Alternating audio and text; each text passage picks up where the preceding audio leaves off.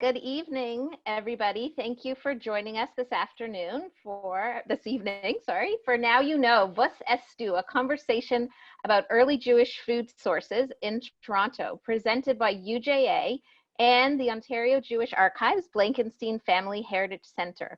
I'm Dara Solomon, and I'm the Executive Director of the OJA and the Neuberger Holocaust Education Centre, departments of UJA. Founded in 1973, the OJA is the largest repository of Jewish life in Canada. Our collection dates from the community's earliest days in the province in the 1850s to the present. We serve over 650 researchers and over 100 record donors per year, providing access to the province's rich and vibrant history. We likely have something connected to your family history. This spring has brought with it both change and uncertainty. Despite the challenges that come with remote working, the OJA has continued to do what we do best, and that's connect you to your history. New virtual learning opportunities, online programming like tonight's, and podcasts are all part of our effort to bring the many fascinating stories out of the vault and into your home. We hope you enjoy our webinar this evening, and please check out the Ontario Jewish Archives website, ontariojewisharchives.org, to learn more about our upcoming programs. You can also find us on Facebook and Instagram for daily archival photos and fun facts about our history and heritage. We hope they inspire you to donate your family's records so we can preserve and share your stories as well. And as I'm sure many of you know, UJA has launched its campaign early this year to respond immediately to the COVID-19 crisis. UJA is solely focused on ensuring our community comes out of this pandemic as whole as possible, but they can't do this alone. Every single dollar donated has the opportunity to save lives and keep people engaged in Jewish life. If you are in a position to make a gift today to UJA, no matter how big or small, you will play a crucial role in ensuring our community's future. To make a donation, please visit jewishtoronto.com. It's my pleasure to introduce you to this evening's panelists. We have Joel Dickau, a doctoral student, a PhD candidate in history at the University of Toronto. Joel is a PhD candidate. His main research looks at how the sensation of texture became central to the goals of the modern food industry. However, he has always retained a deep interest in the history of Toronto's foodways, especially with the city's once laissez-faire attitude towards urban livestock. And Miriam Borden, also a doctoral student in Yiddish at the Department of Germanic Languages and Literature and Center for Jewish Studies, also at UofT. Miriam is a translator of Yiddish records, and since 2017 has guided the OJA's Stories of Spadina walking tour. On her tour, she pays special attention to the way food shapes Jewish memory and experience in Kensington Market. In early April, Miriam, Joel, and OJA Managing Director Donna Bernardo-Cerise, and myself got on a Zoom call to discuss a possible webinar about early Jewish food sources. At this time, just a few weeks into the lockdown, we were all slightly panicked when going to the grocery store. And when we got there, besides the long lines and the new markings on the floors, shelves were empty and reliable staples like eggs, dairy, flour, and sugar were nowhere to be found. And yes, we were buying more toilet paper than necessary. And on Facebook and Instagram, it seemed that everyone was discovering their kitchens and ovens for the first time. Scrolling through an endless stream of banana breads, sourdoughs, weekly Shabbat challahs, and with Passover approaching, people were even making matzah, which I had really never seen before. Whether worried about perfecting our sourdough, the long grocery lines, or the livelihood of our favorite specialty shops and restaurants, for the first time in decades, we were concerned with where our food came from and how we are going to get it. Today, we are going back to another time, to the 1920s and 30s, to examine the Jewish food infrastructure of this period, an era that shares some interesting parallels with that recent moment.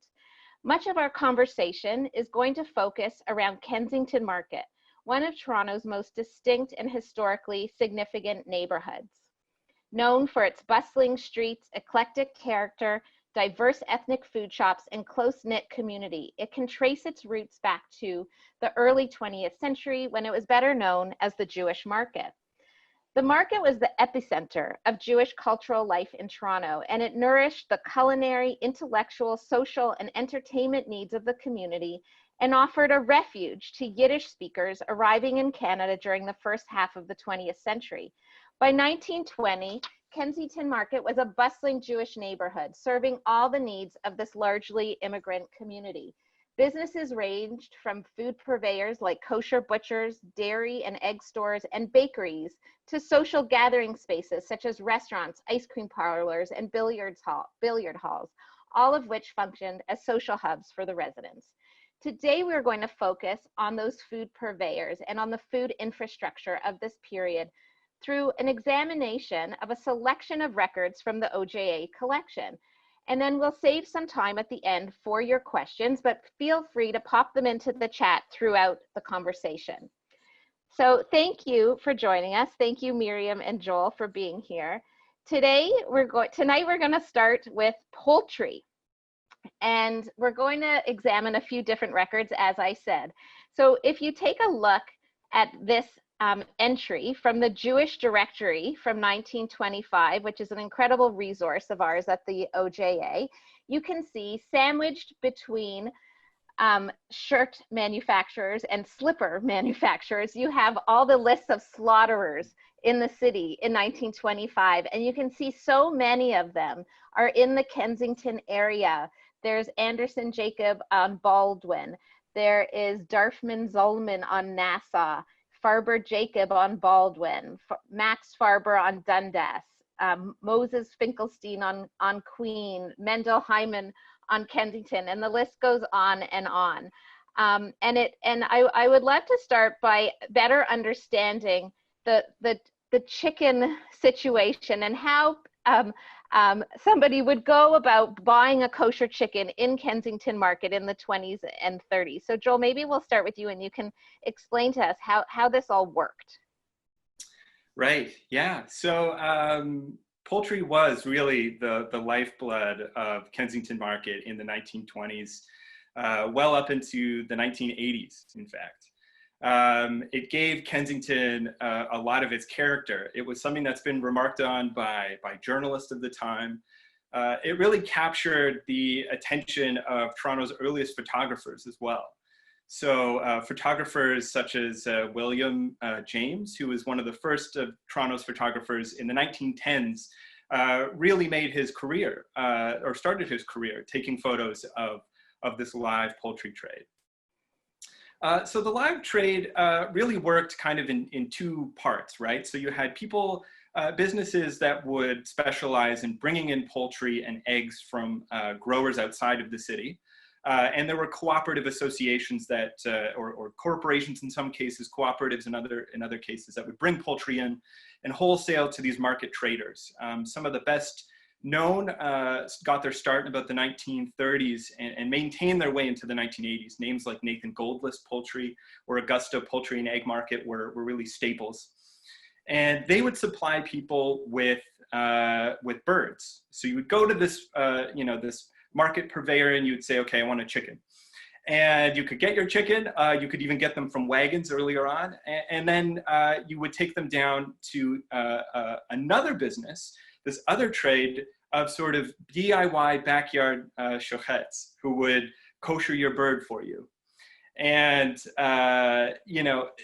Toronto had a very funny relationship with this trade.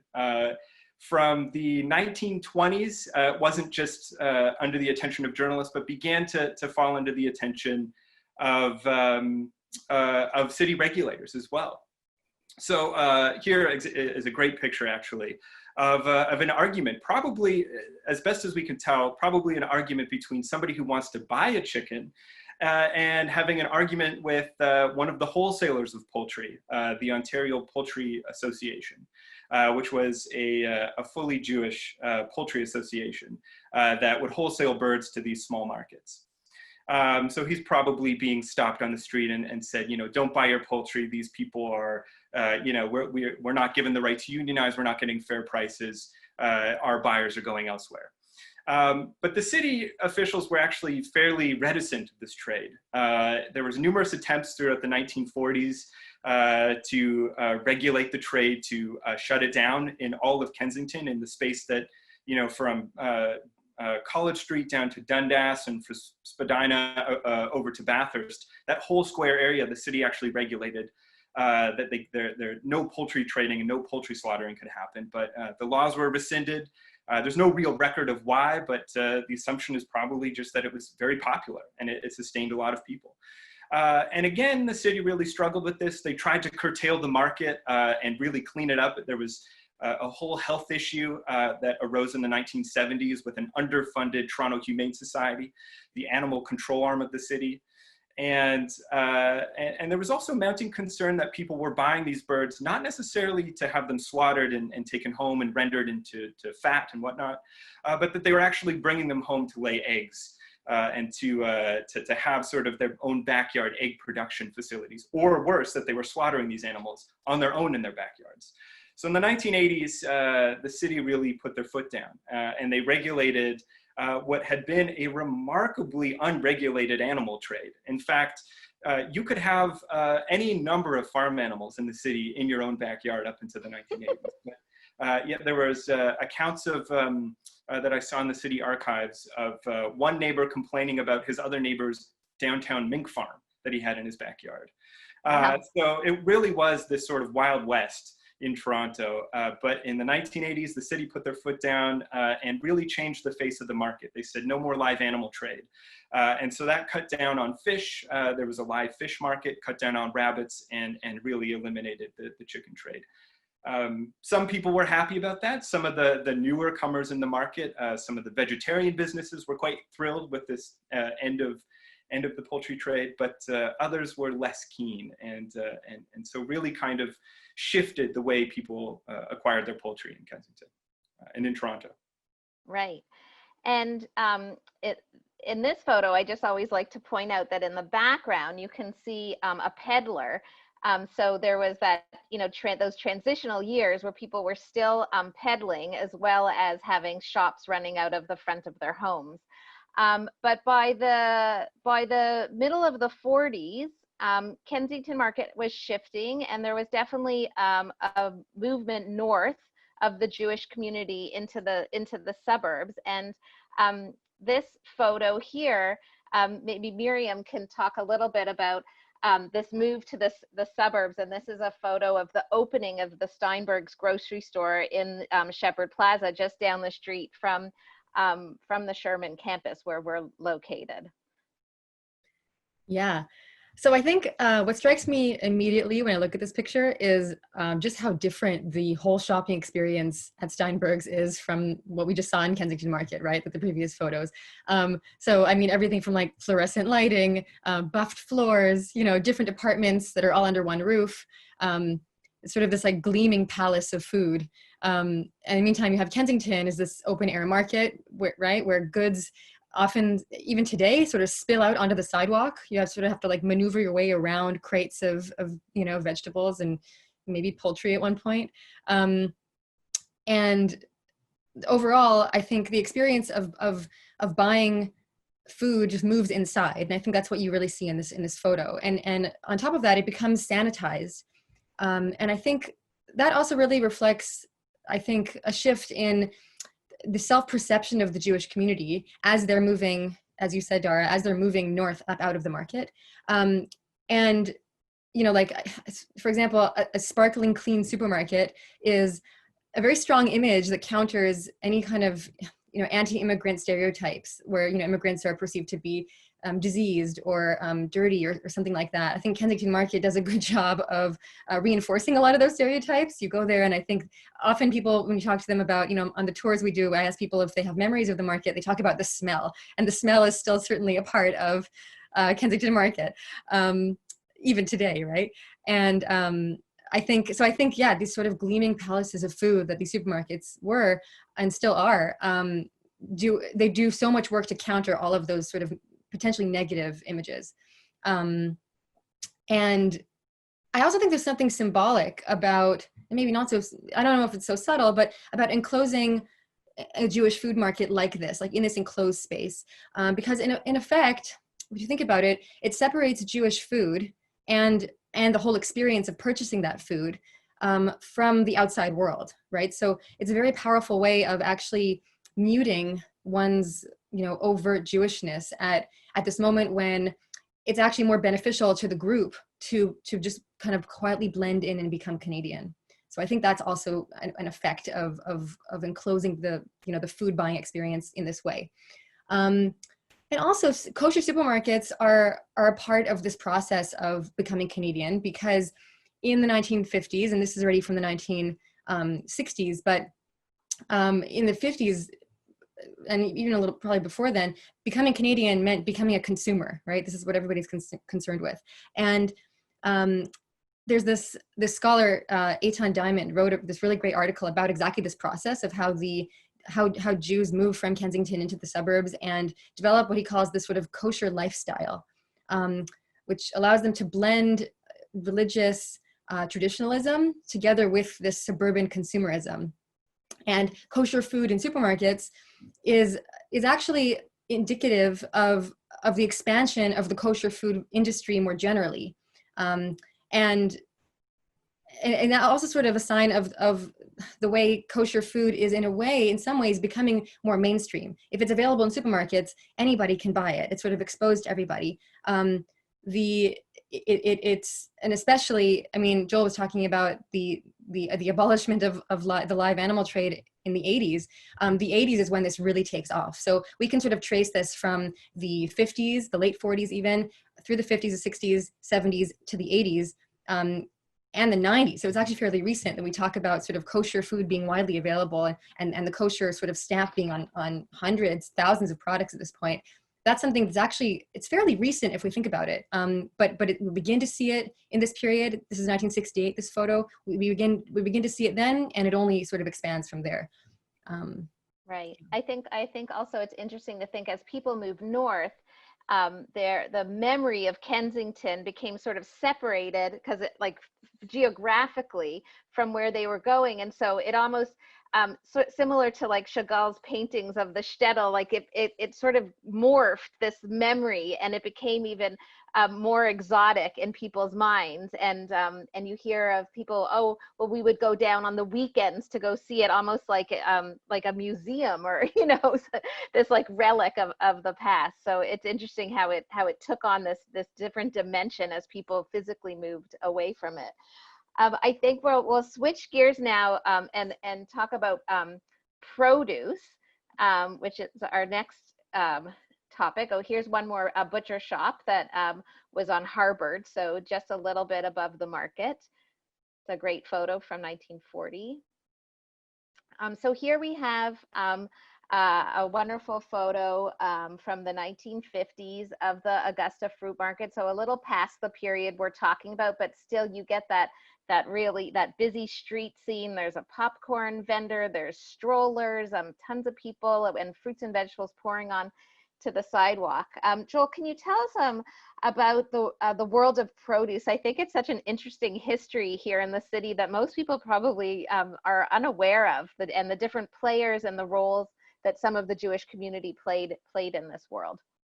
Yeah, so produce really was maybe one of the most accessible parts of Kensington Market. And I think a great comparison with Kensington is the St. Lawrence Market. The St. Lawrence Market is, by the 1920s and 30s, really sort of this relic of a very old part of Anglo-Toronto. And, it's the market you would go to when you would want to buy your turnips. As one person said to former Mayor David Crombie, we interviewed him for an article that we wrote about St. Lawrence and Kensington. And he remarked that, if you wanted garlic, you had to go to Kensington.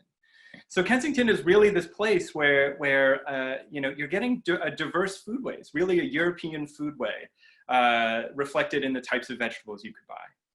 And as you pointed out, Dara, that you had these fruit stands that were set up, but in a large number of cases, the fruit stands were actually formerly, just a little peddler cart that would travel up and down some of the streets. Peddlers had a very important role in establishing the retail fruit trade in Toronto. You had peddlers that would specialize in bananas. In most cases, that was the Italian community. But you had Jewish traders and peddlers who would kind of bring everything else up and down the marketways, up and down main streets and into smaller neighborhoods, like Kensington, but also further afield. And people would prefer to buy from them. And the question is, where did all this produce come from? And why weren't they sold in typical grocery stores? Why do you have these sort of specialized produce stands? In many cases, it's a lot easier, or sorry, I should say it's a lot more difficult to handle both sort of a dry grocery trade and a fruit trade as well. Fruit spoils easily. It's a product that has to be renewed day after day. And in many cases, it requires a very shrewd knowledge of the fruits and vegetables that people were bringing in. So a lot of these fruit stands in Kensington Market that inevitably get set up by the 30s and 40s, they were getting their produce largely from a wholesale fruit market that was operating at the foot of Yonge Street. So just outside the St. Lawrence Market, you had these sort of wholesalers that set up. And it was roughly around the turn of the century, around the end of the 1890s, early 1900s, that you start to see a thriving wholesale market trade in Toronto. And that's wholesale trades for, fruits, citrus fruits that are coming from Florida, many coming from overseas in Europe, places like Spain, but also, the Niagara and Ontario production of fruits and vegetables. They're starting to come into Toronto as Toronto's population swells, and they're being distributed throughout the city. And early on, the main traders of this, the main sort of bigwigs in the wholesale fruit market that are operating just outside the St. Lawrence Market, they're largely an Anglo community, a very tight-knit Anglo community. And, on weekends, they would go off to smaller cities outside of Toronto and, bowl and play, all kinds of games and cards. And they would write very fondly about these in the official grocers magazines. But a lot of this was actually upset as Toronto's migrant population grew. And a great example are the Wolfe brothers and the Ontario Produce Company. So early in the 20th century, 1910s, I believe, the Wolfe brothers began a little peddler cart service where they would truck some of this wholesale vegetable stuff up through the neighborhoods. And eventually they decided they want to crack into the wholesale market. There was better returns and it was more to manage. It was a bigger business opportunity. And they tried once, they failed, but they managed to secure a little more capital and wound up opening starting a company called the Ontario Produce Company. And by the 1930s, this company had really grown. They did a very shrewd business. They brought in a ton of fruits and vegetables from the Niagara region. And very interestingly, they managed to capture what was sort of the crown gem in Toronto's wholesale produce supply system by the 1930s. And that was at the foot of a railway station where in the summer months, from about May until September, all the wholesalers on Colborne Street, which is just outside the market, St. Lawrence, they would come down to the foot of Yonge Street and occupy this really old Grand Trunk railway station that they had, bought for a penny in 1917. But the railway station, I think, was from the 1850s. Anyways, they would set up there and it became this really cutthroat business. Railway lines would come in full of Niagara produce, berries, peaches, apples, you name it. And it would all be shipped back up through into places like Kensington and to all the little fruit stands that started to populate places like Queen Street and elsewhere throughout the city. By the 1950s, the city stepped in, the province really also kind of guided things and started wanting to control this trade. They were worried about a cabal that was going on at this produce market, this summer produce market. So they got together, they studied things that were going on in the United States, and in the 1950s, they opened up the Ontario Food Terminal, which is now located in Etobicoke. It's still operating. And really, honestly, the food terminal, whose mission was to supply restaurants, banquet halls, and these fruit and produce markets, it still does that to this day. Any of the small produce shops that you go to, that are outside of big chain retail stores. They are every morning going to the Ontario Produce Wholesale Terminal and getting fruits and vegetables. They're some of the companies that were there in the 1900s, such as Stronach Produce, the Ontario Produce Company, Ippolito, they're still operating to this very day.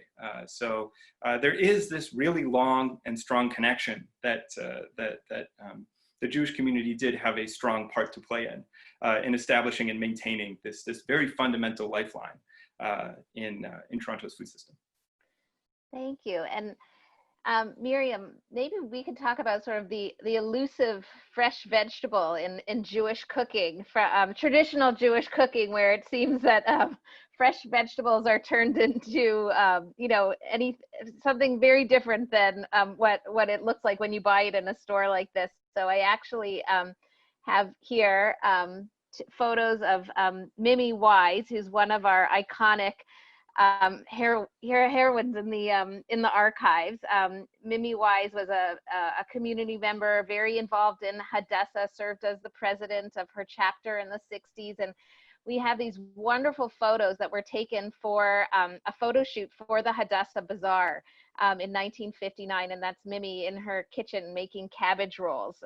So, turning a fresh green cabbage into something gray. And, that's what, we're very used to that in Jewish cooking. And maybe you can comment on sort of the transition of the traditional Jewish cooking into today.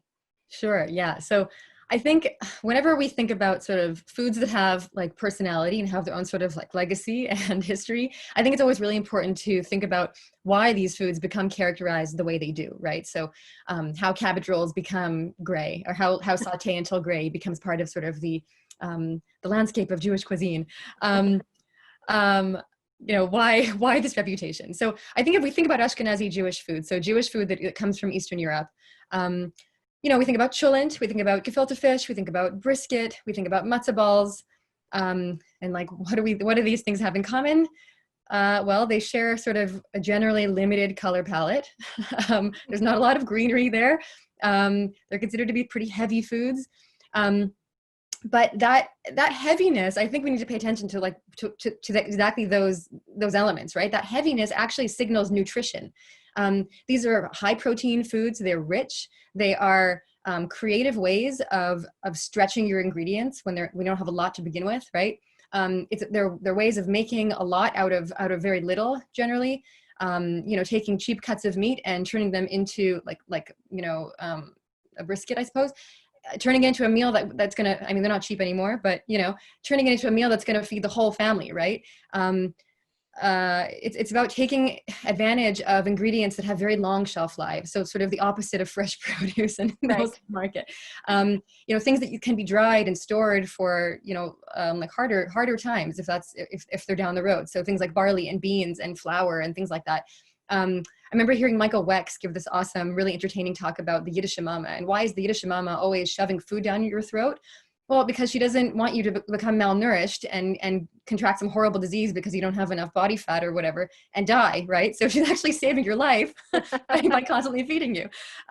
So basically, once North American Jews begin to move into the suburbs and they begin to shop at grocery stores, there's this abundance of food, right? And actually we know that supermarkets are actually engineered and designed to give us the illusion of abundance, right? Which is kind of why that moment, Dara, that you were talking about before, where we started shopping during the pandemic and we had bare shelves. Part of why that was so unsettling to us is because we've been trained to expect unlimited abundance, right, at the supermarket. And so it makes sense that when Jews move into this new atmosphere, where the food landscape shifts, so do their preferences and their tastes and their practices, right? I want to talk about cookbooks, but I also want to, if you want to move on, we can move on. No, please talk about cookbooks for a minute. I want to say that cookbooks are a really good way of sort of tracing these changing preferences and tastes, right? And so we're looking in Rhone right now, right? So this was my Bubby's Hadassah chapter. She raised her family in Kirkland Lake, Ontario, so near Timmins, Ontario. And so this is a page that I thought was perfect because it had the stewed steak and sweet and sour cabbage leaves and porcupine meatballs, which is curious. Anyway, and of course the Heinz ketchup is in more than one of these recipes. Oh, sure. Yeah. Well, so these cookbooks, I'll just say generally, the cookbooks in the OJA's collection are typically community cookbooks that were produced by Jewish women's groups. usually for charity. And this is actually a model that they borrowed from church groups at the time. And I think it's important to remember when we talk about cookbooks that these are what sort of like food historians like to refer to as social texts. They describe like the social conditions and also I think the aspirations, the social aspirations of a group at a given moment in time, right? So they're not exactly indications of what people ate, but they are indications of what, you know, some people recommending that other people eat. And it's interesting, and Barbara Christian Black Gimblett talks about this. It's interesting because these cookbooks like these reveal that what we put on the table says a lot about us. And what we recommend you put on the table says a lot about us, right? So what these cookbooks tell us is that women were navigating this space where they were committed to tradition, but also committed to integrating that tradition into Canadian life, right? So my friend and Joel's friend, Giza Troyan, she has written about Jewish cookbooks. She wrote a wonderful essay about Jewish cookbooks produced in Toronto in the 20th century. And she says that this actually kind of works both ways. So basically, as you move through the decades, you see things like chop suey, you know, or porcupine meatballs, whatever those are, making their way into Jewish cookbooks. You also see things like blintzes migrating out of Jewish cookbooks and into mainstream Canadian cookbooks, which is a fascinating kind of reversal of how we think that usually goes. I think it's also interesting to note this sort of change over time. So it begins with, you know, collected recipes from a group of women. Everybody submits one. And then I think as we move through the decades, especially if you look at sort of the cookbook shelf in Indigo today, we have, you know, one expert who's going to tell us everything we need to know about cooking. So we've really like limited our, like, who's an expert, who has the knowledge, right? It's like one person these days.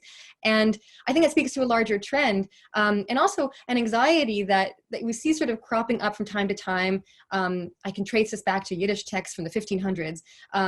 And this crops up now and then. It's anxiety about women losing their knowledge. Women, so it's a gendered issue, actually. It comes down to women losing the traditional knowledge that keeps the family together.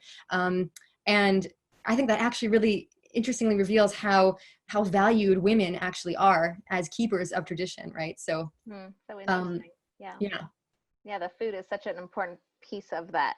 Yeah. Okay, we're going to move on to a different kind of story, which is a very interesting episode that's documented in the archives collection. So on the left of your screen, you see an ad for Bertolli olive oil in Yiddish from 1933. And Miriam, maybe you can read some of it for us. Yeah.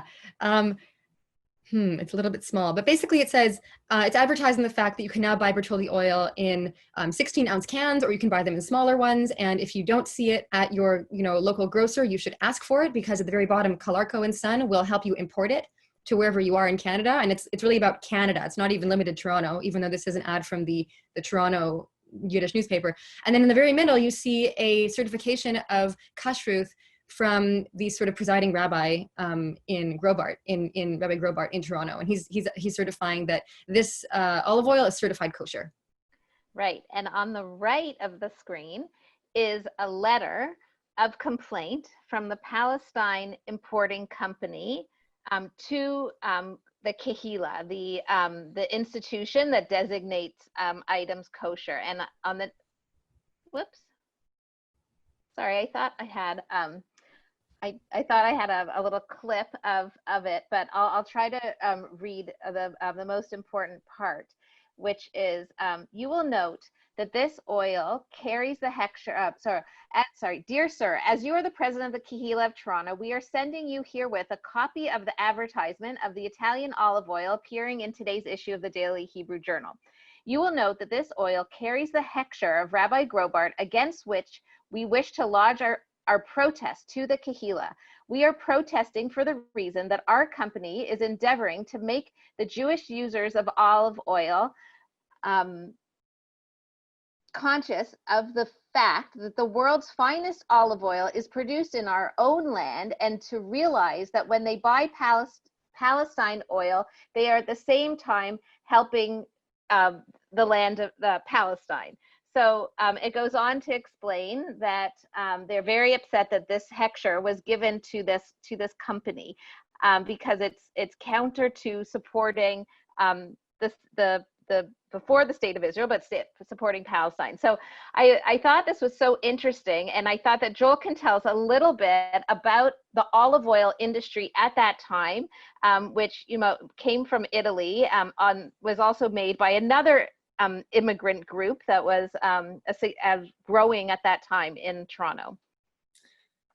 Yeah, so as a food historian, every once in a while you come across like a series of sources that are like this, and it spins your mind like in every direction, because you're just thinking about one of the most important things that food historians are thinking about now is the shift in fats and the way that fat plays a role in marking identity. Fat is really a culinary ingredient. It's not just what you cook your food in. It's not just sort of the medium of cooking, but it really is a crucial marker in identity.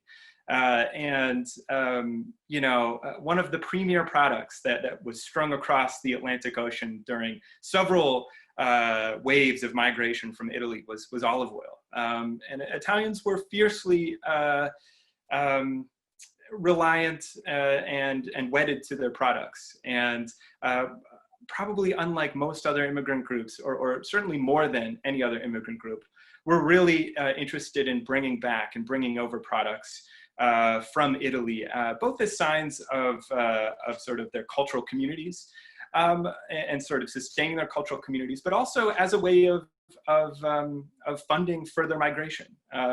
So products like this, wind up in Toronto, and very quickly they're adopted by other groups. Now, I would be chastened to say that most Anglos would not be super interested in olive oil. I mean, pasta was in the ethnic food aisle of most grocery stores well into the 1970s. But it's interesting to see sort of, how olive oil is making this jump in a particular ethnic community that is not necessarily related to the dominant community. So you see sort of this ethnic trade and really sort of indulgence in each other's food products. And it's interesting to think of sort of, the dominant fat that would have been coming from poultry. Probably schmaltz is one of the major, fats that would have been consumed. And yet here you have olive oil making its way in. And really, the other direction you go is, of course, this other sort of cultural connection in connection with Israel that I think maybe Miriam, you would like to speak to a bit. Yeah.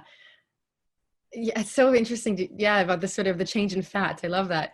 But yeah, the first thing that I thought of when I saw, these two things next to each other, this ad and then this complaint, is that olive oil isn't just about oil, right? It is, and it's not. It's about marketing Israel to Jews in the diaspora. And what I mean by this is that olive oil from Palestine is kind of a metaphor in the 1930s. The olive itself is symbolic, right? It's native to the Mediterranean, so it has these echoes of sort of these ancient biblical ties to the land, which is very important for kind of for one of the streams of sort of Zionist national thought at the time. It's also about reimagining and remaking the Jewish culinary map, right? And as it's sort of centering that in Israel and having it sort of radiate outward from the land of Israel to the diaspora. So if I want to shout out Giza again, because she makes this point really well in that article. She says in the 1920s, the women of the Hadassah, Hadassah ladies, they had been organizing fairs where they would promote things like nuts and oranges from Mandate Palestine. And so they were very much aware of the kind of menu that, that Israel would be offering, consumers.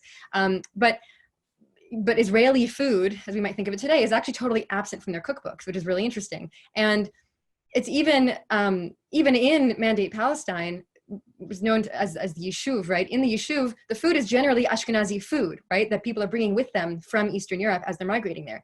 But so why is it absent from the Hadassah cookbooks? This is really interesting. It's about distinguishing, Jewish food from Palestinian food, right? It's about mastering the food of a place, because the stuff that comes out of the ground, if you can master that, it's sort of tantamount to mastering the place itself, and that's really important at this moment in time.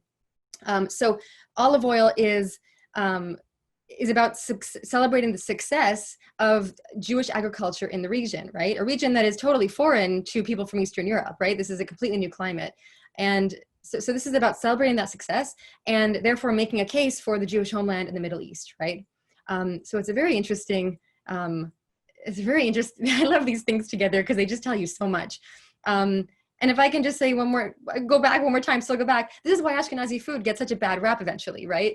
Like complaining that Ashkenazi food is gray or boring or tasteless.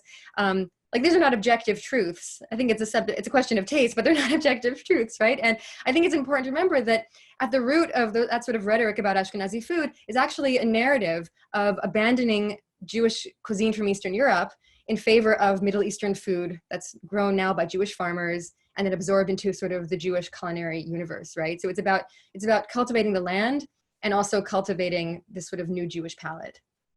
Right. I think I just have to read this one line because I didn't read it before, and I think it captures it so perfectly. It says, we are also certain that when Rabbi Grobart realizes that his hechsher is doing great harm to the progress of our Jewish homeland and to the members of our own race who are engaged in this industry, that he will be glad to withdraw the hechsher which has given to a product of another country which competes with the same product of our own country. So it's a little bit of a tongue twister here, but it's really gets to the heart of this issue of determination that we will buy things from Israel and support this growing land, and it's such a great piece in the collection. Yeah, you don't even need me. You can just read the letter. The letter tells everything you need to know. Yeah. So I thought to wrap up before we take questions, we can just just talk a little bit about the sort of the pandemic and the disruption to the food supply and this return to homesteading with so many people baking and the sourdough competitions and people showing off their challahs on Friday afternoon. And I think it's been such an interesting moment. I mean, I know now that we're a little bit out of that because the sun is shining and the warmer weather. But, when we first spoke about this talk, we were in that moment. And I thought we could just wrap up by talking a little bit about some of these parallels of between the now and then. The way that people shopped in Kensington and the way people were concerned about getting food. I think for the first time for our generation, we were concerned about, not going hungry clearly, but just like, where's our food coming from? And why wasn't there enough flour on the shelves? And why, like as Miriam noted to me, like why were there weird looking chickens in the grocery stores? So maybe we'll start there. Miriam, do you want to mention that story? Yeah, so I went to the grocery store it was probably at the very beginning of the pandemic. And I noticed that there were these chickens that were packaged very differently from the way chickens are normally packaged. So normally I see chickens packaged on these little sort of styrofoam trays and then wrapped in plastic. These were just like vac sealed individually. And I noticed that right away. They were slightly smaller than usual and they were like super cheap. That's what I noticed about it. They were like $6. They were insanely cheap for a chicken. And there was like a whole fridge of them, like a deep fridge. And I was like, this is weird.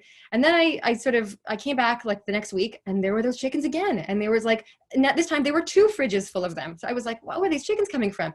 And they were local chickens. You could see what the farm they were from. And I had been listening to some radio shows that were discussing this sort of the food system and the gaps that this pandemic has really revealed. In not just in the food system, but in our knowledge of how the food system works. Like we're all sort of, wondering what's going on because we don't really understand it anymore. And it occurred to me, I was like, oh my God, these are restaurant chickens. These are chickens that are being redirected from the restaurant supply they're repackaged really hastily into a way that like we can buy them, we consumers can buy them, retail at the store. And they're being sold really cheaply because there's just so many of them. Right. Last week I bought peaches. They were 99 cents a pound. Like everyone was going nuts. I bought peaches and I was making jam and I was like, I feel like this is 1930, So yeah, I think there are interesting ways that, I think it's I feel personally that it's sort of rare that I feel these things directly, that I see evidence of these kind of, you know, major global shifts in my own kitchen, but I'm seeing them in my own kitchen in a big way right now, in a way that's surprised me and delighted me. Like, I'm happy to buy a $6 chicken, you know, but also sort of made me a little bit concerned, like, where is the stuff coming from, and what's it, how complicated is it going to be to get the stuff back, you know, to the right channels when things reopen again? Like, what's that going to be like, and what damage has been done, you know, with all this, the redirection of goods. Right.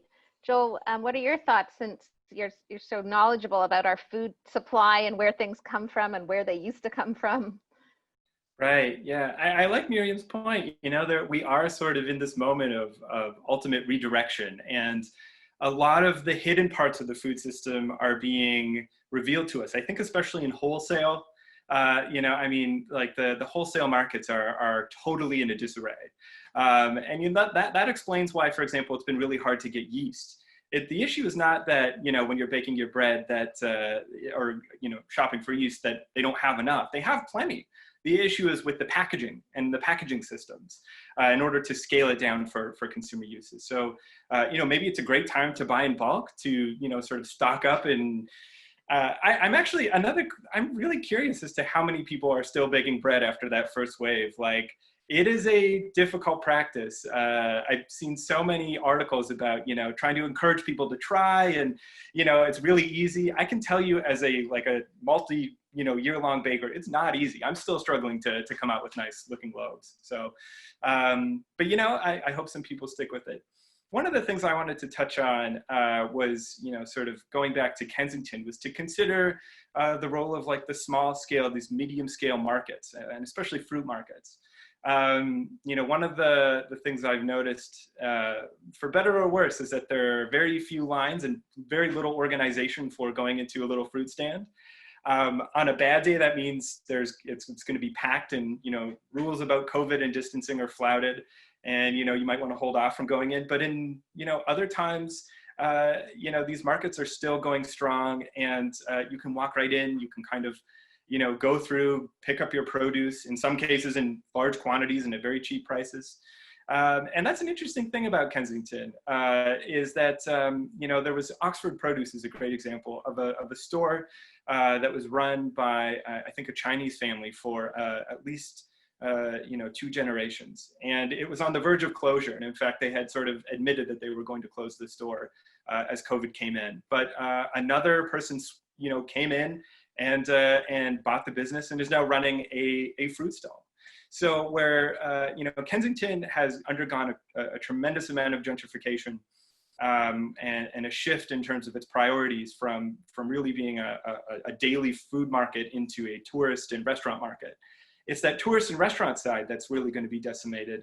And what will be left over are this, you know, this really perennial and long-lasting food system of, you know, small-scale grocers, bulk grocers, fruit and vegetable vendors that I think are really going to weather the storm. And I would be remiss to say, the last point is that, you know, one thing that is also being revealed on the back end of our food system, in the growing issue of our food system, the growing side of our food system, is the issue of labor and migrant labor. And, you know, right now there's an enormous tension in the fields between farmers that have an enormous crop coming up, for example, asparagus, the asparagus crop, that's also being, you know, threatened by COVID and the conditions that migrant workers are working within. And, you know, COVID is striking migrant workers fairly hard. They live in very cramped conditions. And so the question is, you know, is that also going to reveal some inequities in our food system that might be addressed as we move forward, whether it means safer conditions or, you know, better assurances for migrant workers? You know, I think that's an important consideration that comes out of this as well. Yeah, thank you for mentioning that. So I think we'll take questions. There's some in the chat, and then please, audience, feel free to type more questions in. I think this is probably a question for Joel. Was the St. Andrew's Market the original food market in Toronto? And can you tell us a little bit about the different markets, the St. Lawrence, St. Patrick, St. Andrew, and how Kensington worked in relation to those? Right, yeah, this is a great question. So Toronto's first market was the St. Lawrence. It was the first one that was, it was opened in like the 1790s. I think the first sort of trading was happening there. But it was really established in 1803. The St. Lawrence, it was really the meat trade that eventually expanded well beyond the St. Lawrence market. The city, up into the 1960s, had a very fierce control over the licensing of butchers and the meat trade in general. And eventually, as people started settling north and westward of the St. Lawrence market, they wanted to have a more convenient access to food and meat in particular. So the city built 2 additional markets, the St. Patrick Market, which still exists, and that's just north of like the Much Music Building. Mm-hmm. That was built in 1848, I believe, and numerous times burnt down, and there's all kinds of issues with it. It was never really a successful market. In fact, still is not a successful market hundreds of years later. The St. Andrews Market was built on the western side of the city, closer to Spadina and Adelaide. And that was built I think completed in the 1860s, but nepotism got the better of it. City officials, the city was controlled by a landed elite of Anglos. And rather than licensing this new market out to butchers, they licensed it out to a family son who was an insurance. So not a terribly effective use of this new market space for food retailing. So really, there was no real effective market space outside of the St. Lawrence really until the Ward and the Ward trade developed in the 1880s, 1890s. And that really was the genesis of the Kensington. So Kensington was the lively market. It was the one that captured all the attention. And the St. Lawrence market was sort of this formal, stuffy, constantly being renovated kind of market space. Great, thank you. So somebody asked, I'm not sure if we know, but do you know if early Canadian Jewish cookbooks featured food of Mizrahi Jews? Oh, you're muted, Miriam. Sorry. Yes, it's a great question. I don't think so. My sense is no, and from what I've seen, definitely not. Yeah, it's part of this sort of the story of Jewish cooks really renegotiating their relationship to Jewish food in their own kitchens, as part of as members of the sort of new suburban and suburbanizing Jewish Canadian life. No, they didn't. What you do see is a lot. You see cabbage rolls. You see. I remember counting in one cookbook like 4 different ways to prepare herring. Some of them, and they're not even recommending that you use tinned herring or canned or jarred. They're actually saying like 4 herring fillets and then do the following, right? But yeah. So you don't see Mizrahi foods. You do see. You do end up though seeing more and more industrialized foods, right? As the years go on, where they start recommending things that do come in cans, as sort of in like the raw list of ingredients, things that come in cans, things you can buy on the shelf in supermarkets. And again, that's related to sort of the growth of kosher certification for a whole array of foodstuffs, right? Mm-hmm. But yeah, no Mizrahi stuff. Okay. So somebody asked if there's a Toronto style bagel. So that's somewhat of a hotly debated subject. I mean, I would say there is. It's often neglected for like the New York bagel or the Montreal bagel, but I would say that the Toronto bagel is sort of like a fluffier kind of bagel. I would agree with that. Yeah.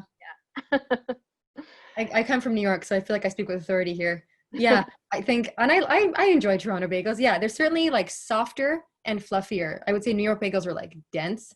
Montreal bagels, I guess it depends who you talk to. I'm not an authority there. I'm not going to speak to that. But yeah, the Toronto bagel is definitely like, they tend to be a little softer. It's a pleasant experience, I think. They toast well. Somebody asked about our walking tours, and sadly our walking tours are canceled for this season because of COVID, but we are actually working away on creating a virtual version of our tour that we hope to have over the next year or so, and we hope we will be returning to the market. For those of you who don't know, the Ontario Jewish Archives has been offering tours of Kensington Market, the sites that we go into the Kiever Synagogue, we explore different corners, different restaurants, different shops, and we've actually been doing it for longer than the OJA existed. We were first offering tours, I guess, almost 50 years ago. So we will hopefully be returning to that soon, because it's an important part of our work and our way of making these stories accessible to both locals and tourists and day schools and congregational schools. So we do hope to return to that. Somebody also asked, and maybe we'll wrap up with this question, about Jewish restaurants. And what some of the early Jewish restaurants were. I happen to have a great photo, one of the final, oops, sorry, hold on. A great photo of the United Bakers from Spadina, but this actually wasn't their first location. They were first in the ward, located on Dundas, and that was closer to the turn of the century. And so they are one of the oldest and definitely one of the longest running restaurants in Toronto, I think.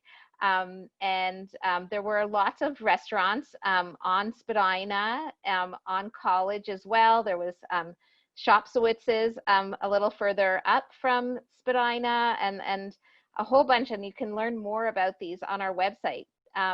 Miriam and Joel, do you have anything else to add about the early Jewish restaurants in Toronto?